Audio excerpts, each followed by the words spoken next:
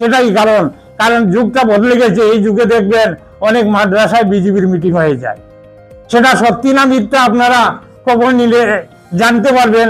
যার কারণে আপনাদের তুলন কঠিন। এই কারণে বলবো যে এই পঞ্চায়েতের নামে যেটা ডিলিমিটেশন হয়েছে সেটা কিন্তু ডিলিমিটেশন নয়, সেটা প্রকৃতপক্ষে একটা বিজেপিটাইজেশন হয়েছে।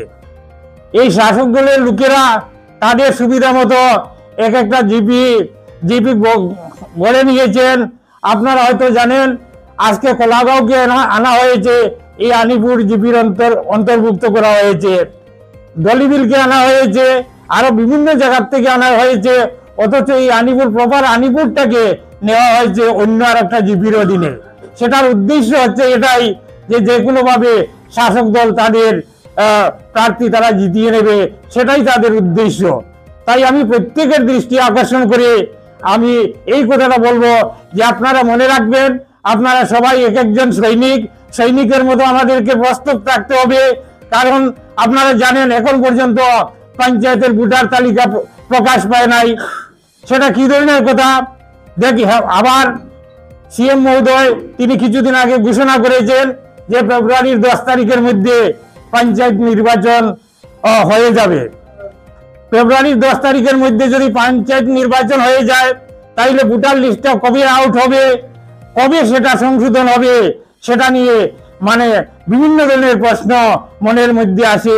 তাই সবাইকে আমি এইটুকু অনুরোধ করব যে সব ধরনের দ্বন্দ্ব ভুলে যান, ভুলে গিয়ে আপনারা এক একজন সৈনিকের মতো হয়ে সৈনিক হয়ে রেডি হয়ে থাকেন। সামনে আমাদের বিরাট আন্দোলন রয়ে গেছে, বিরাট সংগ্রাম রয়ে গেছে। আর গত নির্বাচনের অভিজ্ঞতা থেকে আমি একটি কথা বলবো যে আপনারা একটা কথা ভাববেন না যে মাইনরিটি এলাকা সবাই যে মাইনরিটি কংগ্রেসকে ভোট দিয়ে দেবে, সেটা কখনোই ভাববেন না। সেটা যদি হতো তাহলে এই করিমগঞ্জ পার্লামেন্ট কনস্টিটিউয়েন্সিতে এখানে 2,500 ভোট, 2.5 লক্ষ ভোট ছিল মাইনরিটি বেশি, তাহলে কেন আমাদের ক্যান্ডিডেট পরাজিত হলেন? আপনারা দেখবেন। আর সেটাও ভাববেন না যে হিন্দু যে এলাকার যারা আছে সবাই যে বিজেপি, সেটাও ভাববেন না। সেটার মধ্যে একটা পোর্শন আছে মানে কংগ্রেস মনোভাবাপন্ন, কিন্তু তারা সাহস করতে পারছে না, এগিয়ে আসতে পারছে না। সেটাই কারণ, কারণ যুগটা বদলে গেছে। এই যুগে দেখবেন অনেক মাদ্রাসায় বিজেপির মিটিং হয়ে যায়।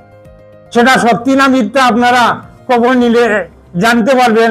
যার কারণে আপনাদেরকে আমি করজোড়ে অনুরোধ করে এই কথাটা বলছি যে আপনারা একজন সৈনিকের মতো হয়ে রেডি হয়ে থাকুন। আমাদের সামনে বিরাট একটা আন্দোলন, একটা সংগ্রাম আসছে।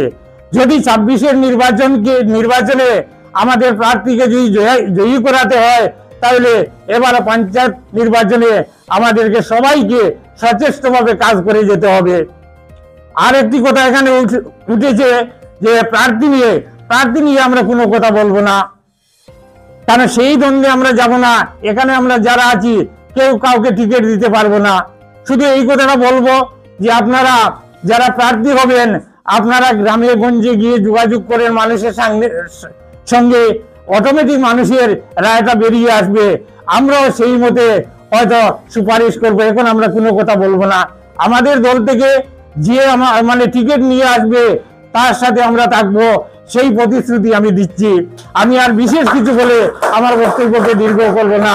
আমি আবারও সবাইকে আমার আন্তরিক প্রীতি ও শুভেচ্ছা জানিয়ে আমার সংক্ষিপ্ত